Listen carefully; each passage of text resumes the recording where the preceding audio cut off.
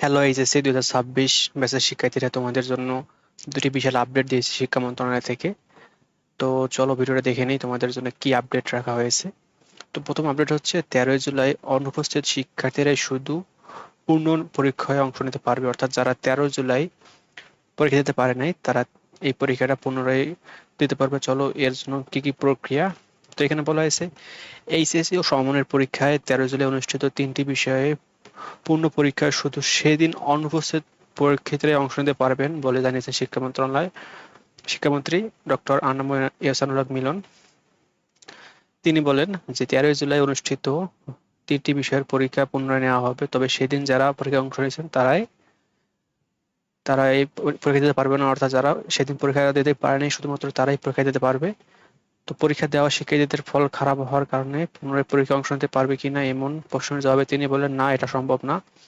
যারা পরীক্ষা দিতে তারা আর পরীক্ষা দিতে দিতে পারবে না, দিতে হবে না।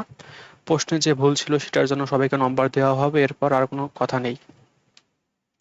তো গত 13 জুলাই ভোরে আবহাওয়ার কারণে চট্টগ্রামের 5 জেলা ছাড়া দেশের বাকি 59 জেলায় এইচএসসি ও সমমানের পরীক্ষা অনুষ্ঠিত হয়।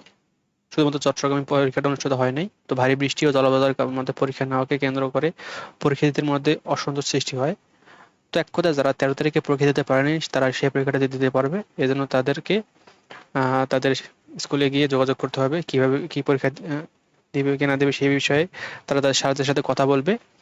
আর আরেকটা আপডেট হচ্ছে যে চট্টগ্রাম বোর্ডের স্থগিত এইচএসসি পরীক্ষা শুরু হবে 27 জুলাই, অর্থাৎ তোমাদের যারা ওই পরীক্ষাটা দিতে পারেনি তাদের পরীক্ষাটা হবে 27 জুলাই। তো চলুন দেখে নেই এই আর্টিকেলে কি বলছে। যে চট্টগ্রাম মাধ্যমিক ও উচ্চ মাধ্যমিক শিক্ষা বোর্ডের এইচএসসি ও সমমান পরীক্ষা আগামী 27 জুলাই থেকে শুরু হবে বলে জানিয়েছেন শিক্ষা ও প্রাথমিক শিক্ষা গণশিক্ষা মন্ত্রী আনম এহসানুল হক মিলন। তো তোমাদের পরীক্ষাটা 27 জুলাই হবে, এটা শিক্ষামন্ত্রী বলেছেন। তো এই জন্য তোমাদের এই পরীক্ষা দেওয়ার জন্য, অর্থাৎ যারা এই পরীক্ষাটা দিতে পারেনি তারা তাদের স্যারদের সাথে কথা বলে নতুন করে রেজিস্ট্রেশন করে নেবেন, এবং কিভাবে কি পরীক্ষা দিবেন সেই বিষয়ে তারা তাদের কলেজে গিয়ে যোগাযোগ করলে হয়ে যাবে। তো ভিডিওটি এই পর্যন্ত। নিয়মিত পড়াশোনার আপডেট পেতে এই চ্যানেলটি অবশ্যই সাবস্ক্রাইব করবেন। ধন্যবাদ সবাইকে।